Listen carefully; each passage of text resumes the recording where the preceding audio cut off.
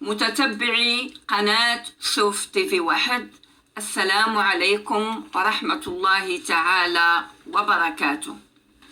صوت البرلمان الأوروبي يوم الخميس 19 يناير 2023 على قرار مهزلة يدين فيه المغرب بخصوص وضعية حقوق الإنسان وحرية الصحافة والضغط عليه تجاريا فيما يخص صادرات الصحراء المغربية. أولا، المغرب ملكا وشعبا قضى أن أي علاقة مع أي كان يحددها منظاره من قضية الوحدة الترابية المغربية، خاصة مغربية الصحراء، قضي الأمر. ثانيا، منعنا من أسواق أوروبا الغربية لن يضغط علينا، فأمامنا أسواق عالمية كثيرة مفتوحة تصديرا واستيرادا، بمعنى لا ضرر من قطع هذه العلاقات. ثالثا، المتضرر الذي سيكون هو أوروبا الغربية وليس المغرب، لأن الاقتصاد المغربي نوع علاقاته فعليا مع كل القارات في العالم، وعلى أساس رابح رابح، وأصبحنا في غنى عن الاتجار مع أوروبا العجوز في إطار خاسر رابح، يعني أوروبا تربح والمغرب يخسر، كفى، انتهى الأمر. هذا القرار اللي جاء به البرلمان الاستعماري الأوروبي هو حلقة جديدة من مسلسل حملة المضايقات التي تجاوزت كل الحدود حتى بلغت حد التدخل في السيادة المغربية والمساس بقضائه المستقل. فكلنا يتذكر أضحوكة بيغاسوس، ويتذكر الصور الخارجة عن سياقها التي تمس شخص جلالة الملك ملكنا الحبيب، وأحداث الناظور للمهاجرين الأفارقة الغير الشرعيين والتهم الملفقة للمغرب بهذا الشأن، ونكتة فضيحة رشاوى قطر للبعض الأوروبيين بحضور المغرب للحصول على استضافة المونديال 22، وإشاعة في جوجل أخيرا أن الدرهم المغربي قد سقط، ومسألة تأشيرات وستأتي اتهامات أخرى ملفقة ومفبركة من هذا البرلمان الأوروبي سليل الاستعمار والاستغلال ضدا في المغرب. يا أيها البرلمان الأوروبي، ما كتحشمش؟ ألا تخجل حين تتهم المغرب هذا الاتهام الزائف؟ ألم تشاهد ما حصل للمتظاهرين ديال سترات الصفر لجيلي جون، الضرب والسحل اللي طالهم في فرنسا؟ ألم تشاهد نفس الشيء اللي طال القطالونيين في إسبانيا؟ يعني ثم الأدهى والأنكى من ذلك هو ما رأيكم فيما يحدث في الدولة المجاورة لنا الجزائر، اللي هي معقل، هي قبلة انتهاك حقوق الإنسان وحرية الصحافة؟ فما رأيك أيها البرلمان الأوروبي في الاعتقالات التي طالت الرجال والنساء والأطفال والشيوخ في الجزائر؟ وما رأيك في الممارسات اللا أخلاقية التي يتعرض لها المعتقلون من كل الفئات العمرية هناك؟ وما رأيك في مطاردة العسكر الجزائري للمعارضين مهددين إياهم في حياتهم؟ وما رأيك في قتل 250,000 جزائري من كل الأعمار ذبحا وبقرا للبطون واغتصابا ونهبا خلال العشرية السوداء؟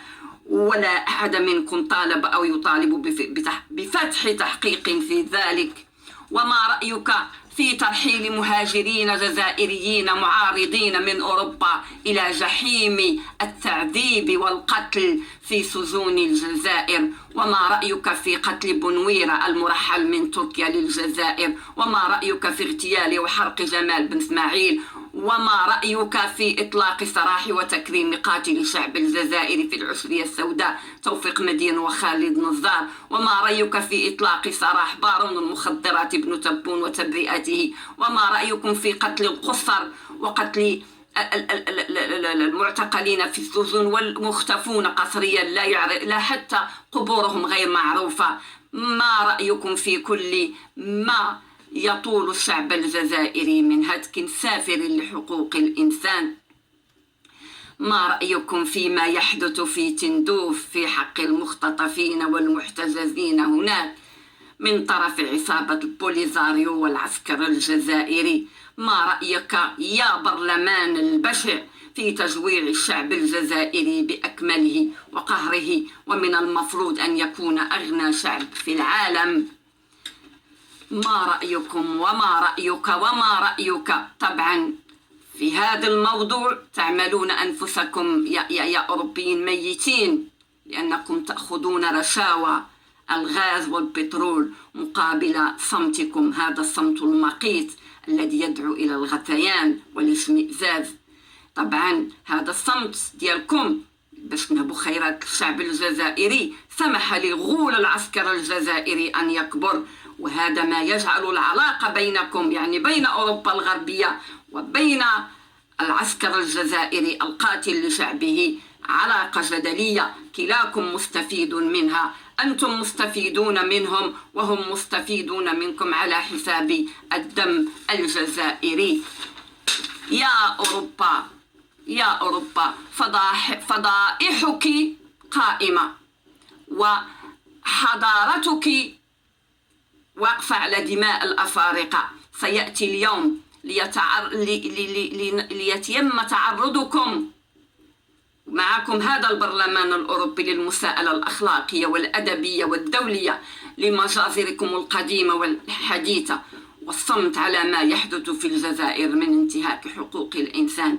هؤلاء أنتم يا أوروبا ويا أوروبا الغربية ناهبون، تطالبون المغرب بمبادئ حقوق الإنسان. نعم، مبادئ حقوق الإنسان مبادئ حقة، ولكنكم أنتم خديتوا حق أردتم به باطل. نعم، نحن كلنا مع حرية الصحافة وحقوق الإنسان، ولكن نحن كذلك مع احترام الواجبات التي تضمن استقرار بلدنا المغرب الغالي. وإذا حللنا نوع الحرية التي تريدونها في المغرب يا أيها البرلمان الأوروبي سليل الاستعمار، تريدون تلك الصحافة الصفراء التي تهدفون بواسطتها إلى تحويل المغرب إلى جزائر أخرى وتونس أخرى وموريتانيا أخرى. يعني عز عليكم التطور الذي يشهده المغرب. يعني تريدون صحافة الطابور الخامس، صحافة اليسار الشيوعي المقيت الخبيث مثل حزب النهج الديمقراطي، والذي أسميه أنا الخمج النهبقراطي. هذا الطابور ومن يدور في فلكه هو معول من معاول الاستعمار، لكن نحن المغاربة كسرناه وسنكسر كل معاول فرنسا بالمغرب، الذي أصبح واعيا بما تقوم به فرنسا تجاه المغرب. شيطنتنا من طرف الإفرنجة القتلة دليل على خروجنا من تحت عباءتهم. من هنا كان لابد من كسر عظام المغرب، والمغرب لن تكسر عظامه حتى يظل داخل صف دول قطيع أوروبا الغربية ولا ما يخرج من الصف. لكن هيهات المارد المغربي قد استفاق، فاستعدوا وقد حان وقت الحساب، والمغرب لن يكون جزائر أخرى، وهو الذي سيحرر إفريقيا من الهيمنة الأوروبية عامة والفرنسية خاصة. فرنسا يجب من منظوري أنا شخصيا هي السبب الرئيسي فيما يقع في إفريقيا عامة وما يقع بين الجزائر والمغرب خاصة. فعلينا نحن المغاربة الاتجاه إلى محاكمة فرنسا دوليا، وذلك برفع دعاوى قضائية ضدها في المحافل القضائية العدلية الدولية وفي الأمم المتحدة، مطالبين إياها باسترجاع ورد الأرض التي نهبتها منا وتعيدها للمغرب، فهي المسؤولة عن نهبها والمسؤولة عن اقتطاعها وضمها لمقاطعتها الفرنسية الجزائرية. إذن المغرب يجب أن يفرض على فرنسا قرار يكون قرارا قضائيا بإخراج الأرشيف الذي يؤكد مغربية الصحراء ويؤكد أن كل غرب الجزائر مغربي. نحن مع الحدود الحق التي كانت قبل مجيء الاستعمار، ولا نقبل لا قانونيا ولا تاريخيا بالحدود الموروثة عن الاستعمار. فرنسا هي المسؤولة عن ما يحدث الآن في منطقة شمال إفريقيا. فإذا كانت الجزائر هي ذنب الأفعى، فأن رأس الأفعى هي فرنسا، وعلينا بهذا الرأس، علينا برأس الأفعى وإجبارها على أن تقر بحدود المغرب التاريخية، وأن تقوم بإخراج الأرشيف، وأن تعترف بسيادة المغرب على مناطقه الموجودة في شرق الجزائر المغتصبة الآن طبعا، وأن تلزم ذاك الطغمة الحاكمة العسكرية في الجزائر. نحن نعلم أن فرنسا هي التي تحرك ماريونيت ديالها وتحرك دميتها الموجودة في قصر المرادية. آجلا أم عاجلا سنرجع حقوقنا وحدودنا الحق. ويجب أن يعلم الجميع أن المغرب وسيكمل خطاه في هذا الاتجاه الصحيح، ونحن واثقون في مسارنا الوطني، ونعلم أن خياراتنا حكيمة، سواء بما يشمل السياسة الداخلية والخارجية، ولا يمكن ترهيبنا. وهذا الحيف والظلم القادم من القارة العجوز الشمطاء ضدا في المغرب لن يساهم إلا في تعزيز التلاحم الوطني الداخلي وتعميق الوعي العام الوطني بأن كلما ارتفع حجم الضغط علينا معناه أن فرنسا ترتعد فرائسها من التقدم المغربي. عاش المغرب ولا عاش من خانه، وطن لا ندافع عنه لا نستحقه. والسلام عليكم ورحمة الله تعالى وبركاته.